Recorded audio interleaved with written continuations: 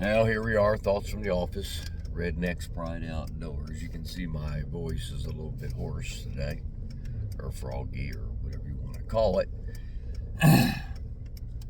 It's whatever it is hit me pretty good. I'm just getting back up on my feet. I was down on my back there for a few days. Of course, you don't care about that. Drove me about nuts. But anyway, here we are, November 14th. Day before New Jersey trapping season starts. November 15th, our season starts. And a lot of folks have been talking to me about cage traps for raccoons, skunks, possums, whatever.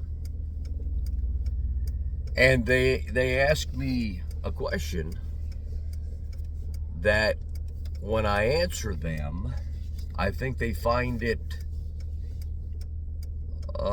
confusing, or not confusing. They find it, they can't believe my answer. And they say to me, what is your favorite raccoon trap?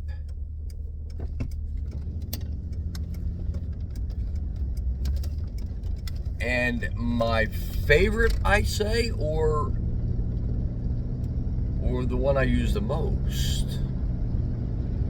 And I said, well, don't you use the one that you like the most? And I say, no.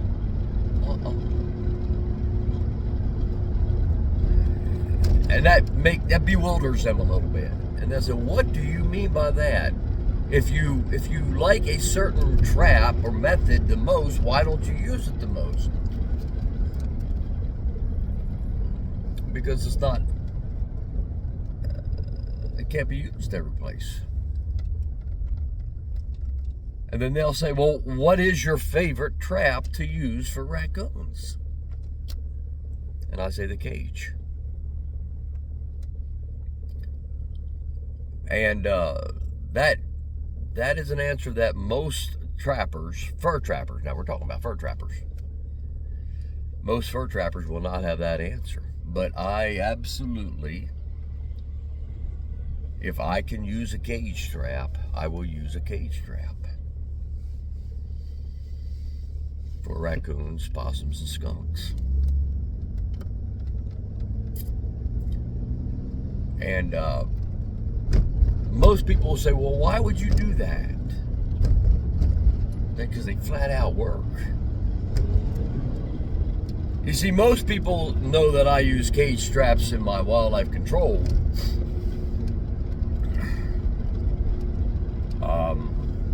business. And that's where most people think cage traps excel. But the truth of the matter is, a properly placed cage trap, baited the proper way and positioned the proper way, has a success rate of probably 80%, if not higher. And there's a couple reasons for that.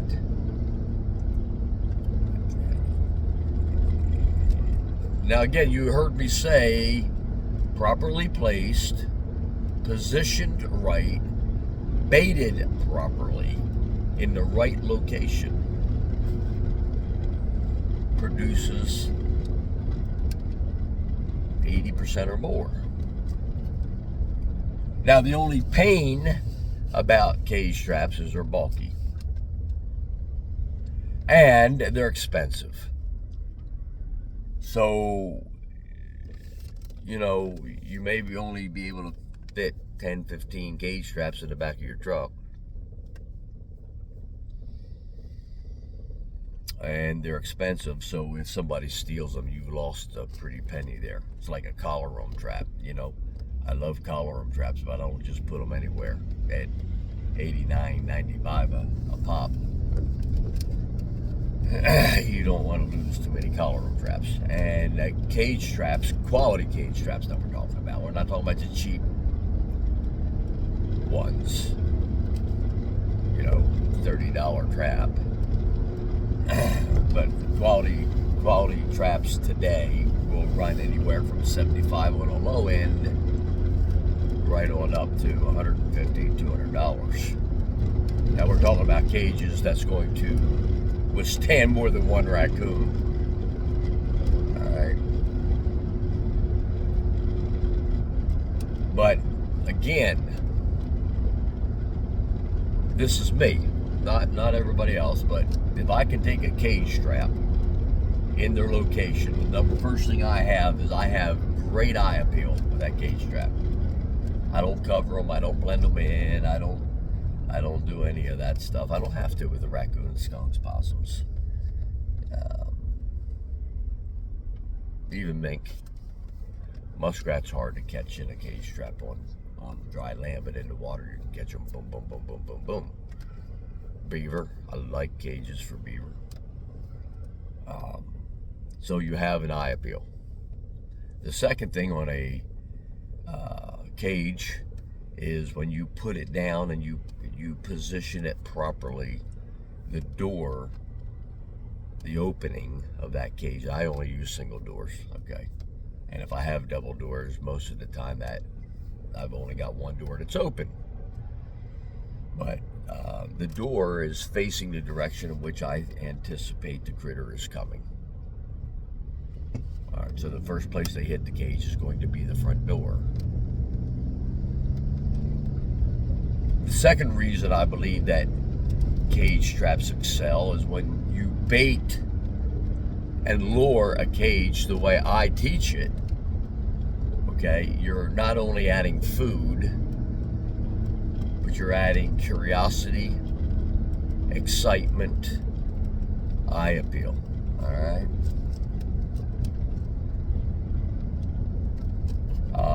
You know, you're going to, if you listen to my lectures and my talks and seminars and what have you, the first thing I'm going to say is this: how long is an animal hungry when he leaves the den? And the answer obviously is what? Till he gets his first meal. Most animals within an hour, 2 hours at the most, is going to be filled up. Their stomach's filled. The hunger is gone. They're not starving. Very few animals are starving to death. All right. They're hungry, but they're not starving. So that raccoon, that fox, that coyote, whatever, they go out looking for food. The raccoon, first corn crib it comes to, the first soybean field, the first corn field, the first deer bait pile, feeder.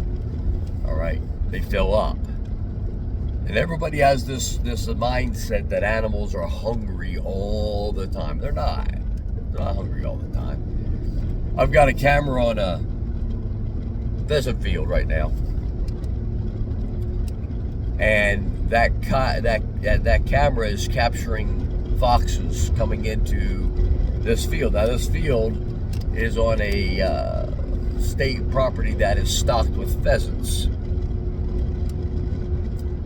and the thing I've noticed with this camera is the red fox will spend 3 to 4 hours a night working that field, going on and off that camera. I got it on video mode. Matter of fact, I've got a couple pheasant kills where the foxes have come in, grabbed the pheasants right on my camera at night. But they're in there 3 to 4 hours at night.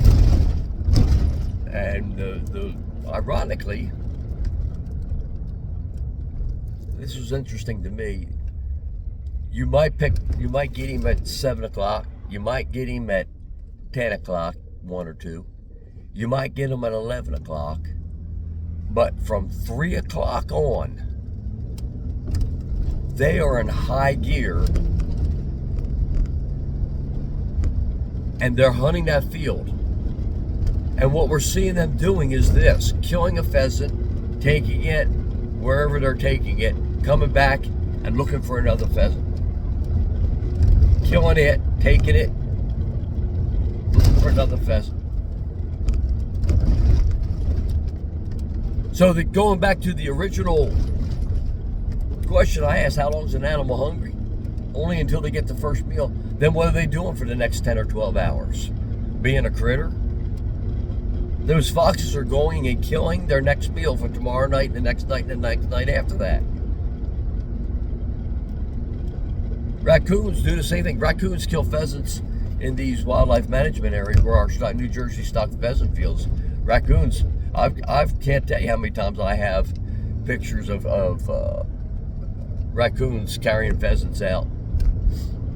And, you know, I go into my wildlife control and all that, I go into detail how you can tell the difference between a fox kill and a raccoon kill and a mink kill and a weasel kill and an owl kill and a hawk kill. You know, they're all distinct differences there. But anyway, going back to the cage strap. When I take that cage strap and I bait it the way I show everybody in the South Jersey Trapping and Snaring School and the way I've been doing it for the last 20 years. 3 baits, 4 lures. No, I'm not using a ton of it. But 3 baits, 4 lures. What I'm doing to that cage is this. It's a smorgasbord. It's a curiosity. It's a bakery. It's a candy shop. It is. I am doing everything to that critter. In other words, I'm offering food in case he's hungry. I'm offering sweets. I'm offering curiosity. I'm offering all kinds of stuff that no matter what mode or no matter what mood that raccoon, skunk, possum, hippopotamus, aardvark is in, I've got a good chance I'm going to appeal to one of its senses. One of the secrets I have, it's not a secret, Billy Ford knows this, and he brings it out every stinking time we start talking about cages. You know, I try to keep it quiet. But one of my biggest secrets is a gland lure in the back of the cage. Yep, that's right. Red fox gland, gray fox gland, coyote gland, bobcat gland, raccoon gland. Right? That gland lure is a curiosity. It works, man. It works. And it's one of those things that if I'm not getting him in with food, I'm getting him in with sweets. If I'm not getting him in with sweets, I'm getting him in with curiosity. Or sex appeal. Who knows, you know?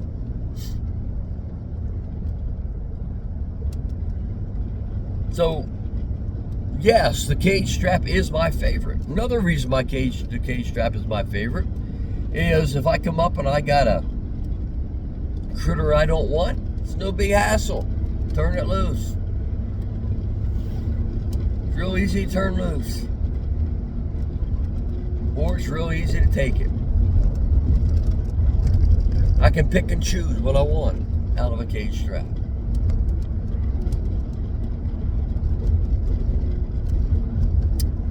The negative to a cage straps? No romance. No romance.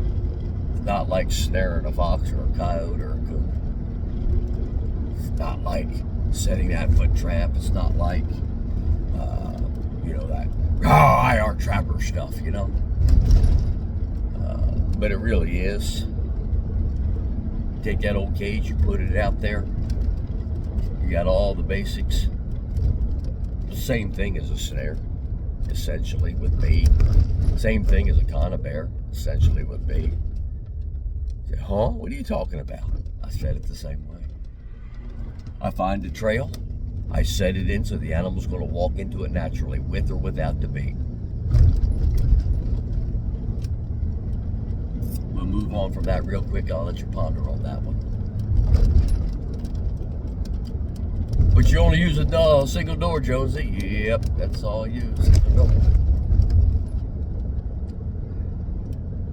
Well, I think I'm pulling up on the 15-minute mark, and I think I'm going to